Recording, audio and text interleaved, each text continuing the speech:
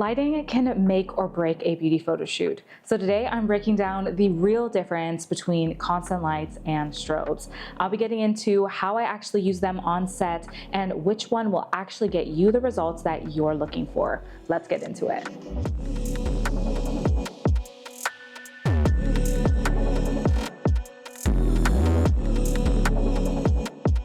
Hey guys, and welcome back to my channel. If you're new here, my name is Kayla. I'm a beauty and lifestyle photographer, and I'm also the founder of the Sunroom School, an educational and creative community for photographers and videographers who want to turn their passion into a prolific business working with clients and brands they love. In this video, we're diving into one of my most asked beauty lighting questions, which is strobes or constant lights for beauty photography. And if you've ever been wondering what should you invest in or how you can get some really beautiful dimensional beauty shots like these, I'm going to be walking you through the exact lighting setups, both constant lights and strobes. But before we get into that, let's start off with the pros and cons. And so first we have our constant lights or continuous lighting. This is exactly how it sounds. They are continuous lights. So what you see is what you get with these lights. It's great for beginners who are just getting used to manipulating and controlling lights, but it's also really great if you are shooting both photo and video simultaneously. The other great thing about constant lights is that usually I can switch the color or the temperature of the lights with a turn of a button. However, it's not without its limitations. Continuous lights in general are not going to be as powerful and not have as strong of an output as strobes. Strobes, on the other hand, really offers that higher output that allows for really crisp imagery. And so usually if I'm shooting with strobes, I have full lighting control. It really allows me to shoot at higher apertures and freeze subjects in motion and still be able to capture really crisp imagery. And so what's the downside when it comes to using strobes? Well, there's always going to be a little bit of a learning curve. You have to really know your settings. You have to understand how to manipulate and control lighting.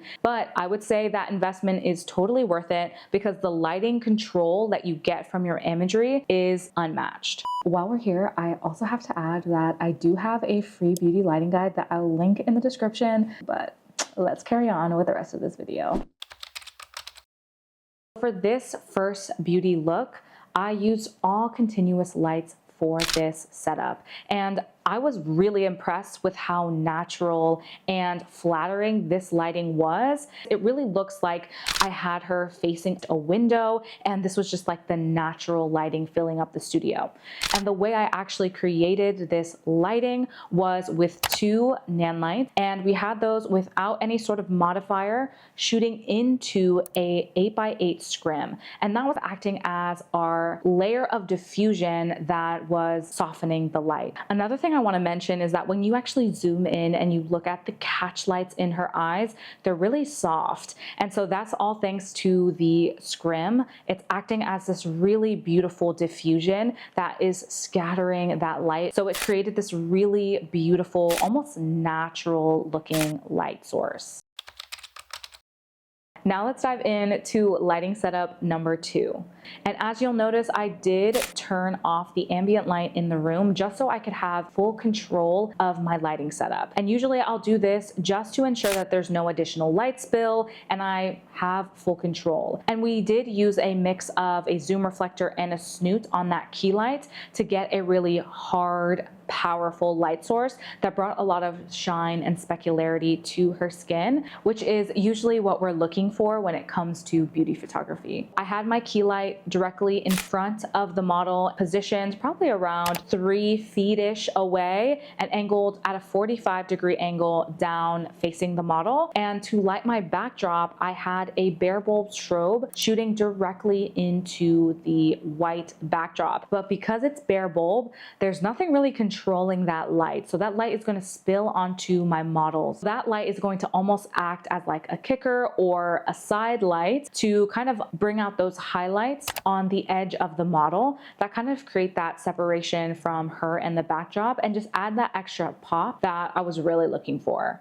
And for the second model, I kept my exact same lighting setup. All I did was switch out the modifier. I used a white beauty dish. And because the white beauty dish is a little bit larger than, say, something like a zoom reflector, that light spread is going to be a little more large. And the other thing I want to add that I didn't mention before is that we also had a silver reflector under the model's chin so that that light could be bounced up and used as a fill. And we also had the two black V-flats on either side of the model, which is subtracting light and adding that contrast to our model's face.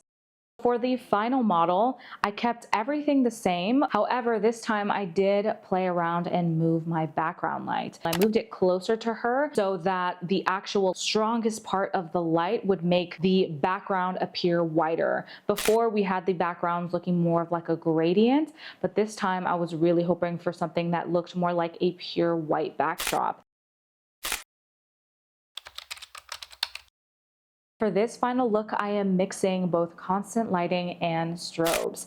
I wanted to capture a beautiful group shot of the models all together in both photo and video. And to easily do that simultaneously, I knew I wanted to incorporate some sort of continuous light source. And so I took the first lighting setup and essentially combined it with the second one. The only really big alteration that I made was actually flip the white V-flats around, and instead of having it on the black side, I had it on the white side to add more light. And that resulted in these beautiful images and these final videos.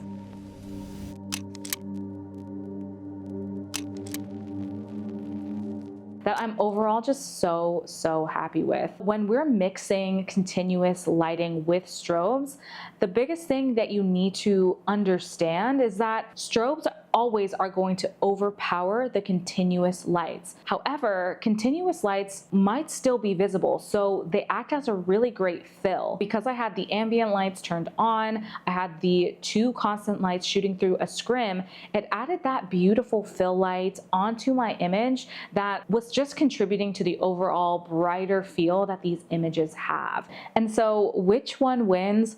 Well, honestly, that is completely up to you based on your style and your overall workflow.